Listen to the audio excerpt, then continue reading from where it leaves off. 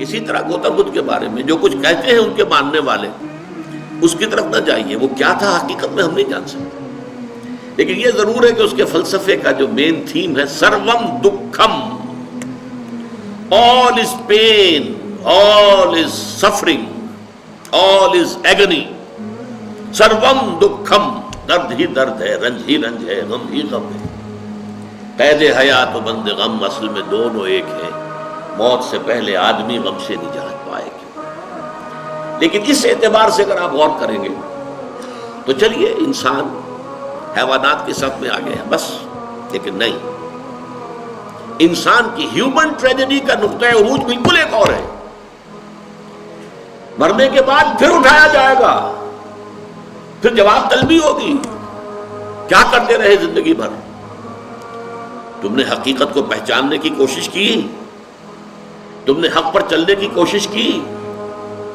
یا تم نے ظلم کیے، زیادتیاں کی، ناانصافیاں کی؟ آؤ حساب دو۔ حیوان سے یہ محاسبہ نہیں ہے، نباتات اور حیوانات اس سے بری، انسان ہے۔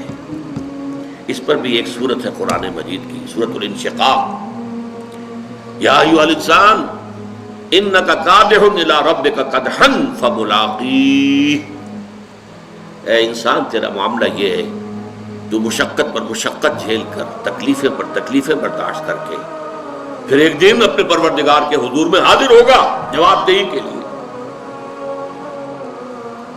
ثم لتحسبن بما تعملون، حضور کی ایک خطبے میں جو الفاظ آتے ہیں، واللہ لتموتن کما تنامون، خدا کی قسم تم سب مرو گے جیسے کہ ہر روز شام کو سو جاتے ہو، رات کو سو جاتے ہو، یہ نیند بھی موت کی بہن ہے۔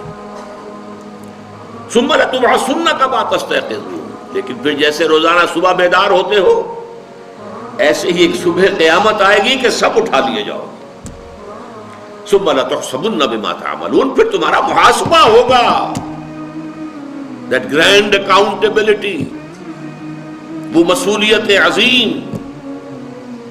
پوری زندگی کا حساب، چھوٹی سی چھوٹی باتیں۔ وَمَنْ يَعْمَلْ مِثْقَالَ ذَرَّةٍ خَيْرًا يَرَهُ وَمَنْ يَعْمَلْ مِثْقَالَ ذَرَّةٍ شَرًّا يَرَهُ، ذرے کی ہم وزن نیکی ہوگی وہ بھی سامنے پاؤ گے، اور ذرے کی ہم وزن بدی ہوگی وہ بھی سامنے پاؤ گے۔ انسان چیخ اٹھے گا، مَا لِهَذَا الْكِتَابِ، یہ اعمال نامہ کیسا ہے، لَا يُغَادِرُ صَغِيرَةً وَلَا كَبِيرَةً إِلَّا أَحْصَاهَا، اس نے تو نہ چھوٹی چیزیں چھوڑی ہیں نہ بڑی چیزیں چھوڑی ہیں، تمام کا احاطہ کر لیا ہے۔ وہ محاسبہ ہوگا، اور اس کے بعد جزا و سزا کے فیصلے ہوں گے، بہت مبارک ہوں گے، خوش قسمت ہوں گے وہ لوگ جو جنت کی طرف بھیج دیے جائیں۔ وَسِيقَ الَّذِينَ اتَّقَوْا رَبَّهُمْ إِلَى الْجَنَّةِ زُمَرًا، اللهم ربنا اجعلنا منهم، اللهم ربنا اجعلنا منهم، اللهم ربنا اجعلنا منهم۔ اور کتنے بدبخت ہوں گے وہ، خسران عظیم۔ وَسِيقَ الَّذِينَ كَفَرُوا إِلَى جَهَنَّمَ زُمَرًا، وہ کافر جو ہے وہ لے جائیں گے، گروہ درو گروہ لے جائے جائیں گے جہنم کی طرف، ان میں جھونک دیے جائیں گے۔ یہ ہے وہ مرحلہ کہ نوع انسانی کے گرے سرسبد حضرت ابوبکر کے بارے میں آتا ہے رضی اللہ تعالی عنہ، اس احساس کے تحت کہ ایک روز اللہ کے سامنے کھڑے ہونا ہے محاسبے کے لیے۔ ایک عجیب کیفیت میں کہا کرتے تھے، کاش کہ میں درخت پر چہچہاتی ہوئی ایک چڑیا ہوتا جس سے کوئی محاسبہ نہیں ہے، حساب کتاب نہیں ہے۔ کاش کہ میں گھاس کا ایک تنکا ہوتا جس سے کوئی حساب کتاب نہیں ہے، وہ سوکھ جاتی ہے تو آگ میں جلا دی جاتی ہے، بات ختم ہو جاتی ہے، حساب کتاب نہیں۔ کہنے والا کون ہے؟ ابو بکر صدیق رضی اللہ تعالی عنہ۔ قرآن مجید بھی کہتا ہے، سورہ عما یتساءلون جو ہے اس میں یہی تو لفظ آیا ہے، آخری آیت کیا ہے؟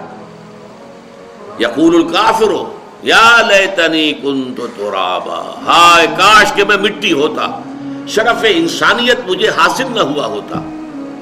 اور فارسی میں ایک شاعر نے کہا ہے کیفیت کیا ہوگی کہ ہر انسان کہے گا مرائے کاش کہ مادر نہ زادے، کاش کہ میری ماں نے مجھے کبھی جنا نہ ہوتا۔